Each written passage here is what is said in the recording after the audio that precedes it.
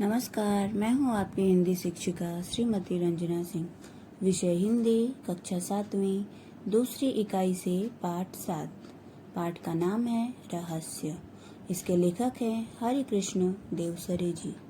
हरि कृष्ण देवसरे जी का जन्म 1940 नागौद, मध्य प्रदेश में हुआ था और इनकी मृत्यु 14 नवंबर 2013 में हुई। डॉक्टर हरिकृष्ण देवसरे जी ने बाल साहित्य रचना और समीक्षा के क्षेत्र में प्रशंसनीय योगदान दिया है। इन्होंने अनेक पुस्तकों का संपादन कार्य भी किया है। मेरे प्यारे बच्चों, इस पाठ में लेखक ने अंधविश्वासों को दूर करके वैज्ञानिक दृष्टिकोण अपनाने पर बल दिया है। आज भी गांवों, कस्बों में लोग भूत प्रेत, चुड़ैल आदि के अस्तित्व में विश्वास करते हैं। लोगों के इन अंधविश्वासों के कारण समाज विरोधी तत्व उनकी सादगी का लाभ उठाते हैं। बच्चों, यह एक बहुत ही अच्छी कहानी है।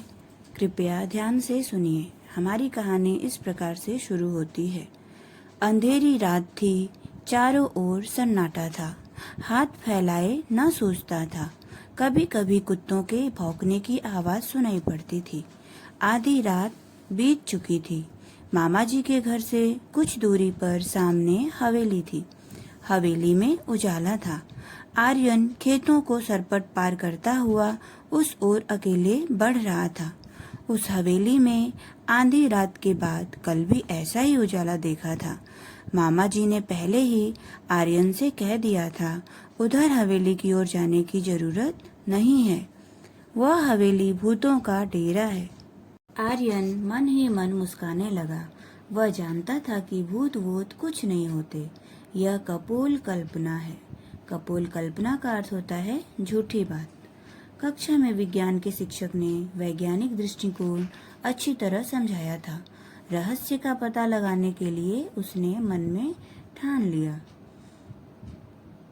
मामा जी ने कहा था, इस हवेली में पिछले 10-15 सालों से कोई नहीं रहता।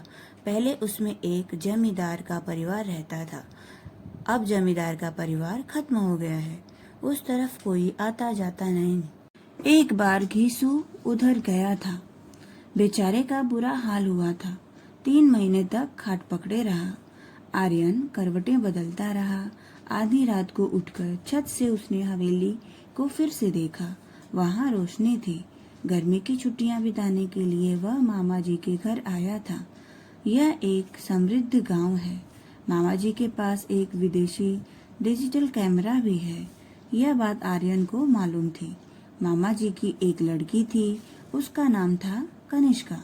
आर्यन ने कनिष्का से कुछ सलाह मशविरा किया। दोनों बहादुर थे। अगला कदम उठाने के लिए उन्होंने कमर कस ली। बच्चों, यहाँ पर कमर कसना एक मुहावरा शब्द है जिसका अर्थ होता है दृढ़ संकल्प करना।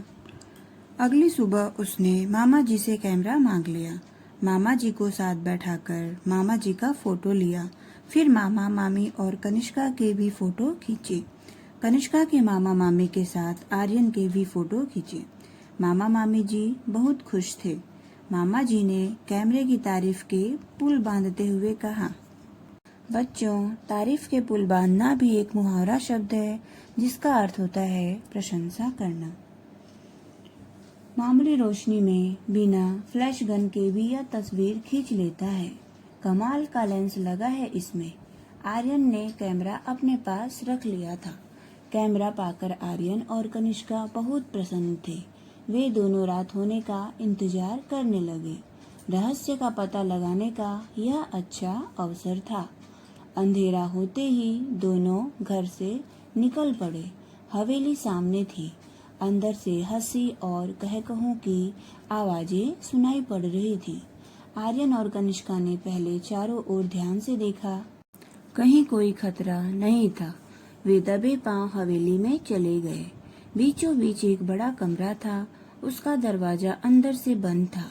खिड़कियां नीचे से बंद थी, लेकिन ऊपर से खुली थी।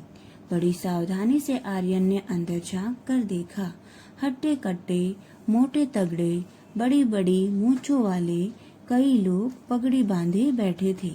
उनके साथ कमीज और पैंट पहने हुए भी लोग थे। उनकी आंखों से आग बरस रही थी। आंखें लाल लाल थी। सबके चेहरे डरावने थे। उस समय वे खाने में मस्त थे। कोई हड्डी चबा रहा था तो कोई रोटियां तोड़ तोड़ कर मुंह में डाल रहा था। आर्यन ने उन्हें ध्यान से देखा। उनके गले में कारतूसों की पेटी लटक रही थी। बंदूकें और तलवारें भी रखी थी। कुछ लोग लुढ़के हुए पड़े थे। आर्यन ने इशारा किया। कनिष्का ने बड़ी सावधानी से कैमरा निकाला। गैस बत्तियों की रोशनी इतनी तेज थी कि बड़ी आसानी से फोटो लिया जा सकता था। बस उसने फटाफट कई फोटो खींचे और वे घर की ओर चल पड़े। अगले दिन सवेरे सवेरे आर्यन ने साइकिल उठाई और नारायणपुर की ओर चल पड़ा। वहाँ फोटोग्राफर की एक दुकान थी। सभी फोटो तैयार कराकर शाम तक वह लौट आया। कनिष्का ने अपने पिताजी से कहा, आप कहते हैं भूतों के पैर उल्टे होते हैं, उनकी छाया नहीं होती, उनके फोटो नहीं ले सकते, लेकिन कल रात हम भूतों के डेरे पर गए थे। वहाँ कुछ फोटो लिए हैं, जरा देखिए तो। उन्होंने फोटो पिताजी को दे दिए। वे परेशान हो उठे। उन्हें ऐसा खतरनाक काम पसंद न था। फोटो देखकर उनकी आंखें खुली की खुली रही। बोले, तो क्या भूत इंसानों जैसे होते हैं? इंसानों जैसे नहीं, इंसान ही भूत हैं। देखिए ना, इनके पैर सीधे हैं, इनकी छाया भी है और इनका फोटो भी आ गया।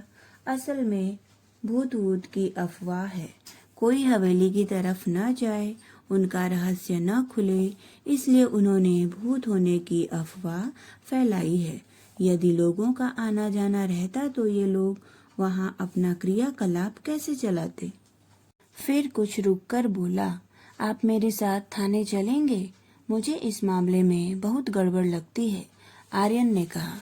थानेदार ने फोटो देखते ही कहा, इन डाकुओं के गिरोह ने कई वर्षों से बहुत ही उत्पात मचा रखा है। डकैती, राहजनी इनका पेशा है। कई वर्षों से इनकी तलाश की जा रही है।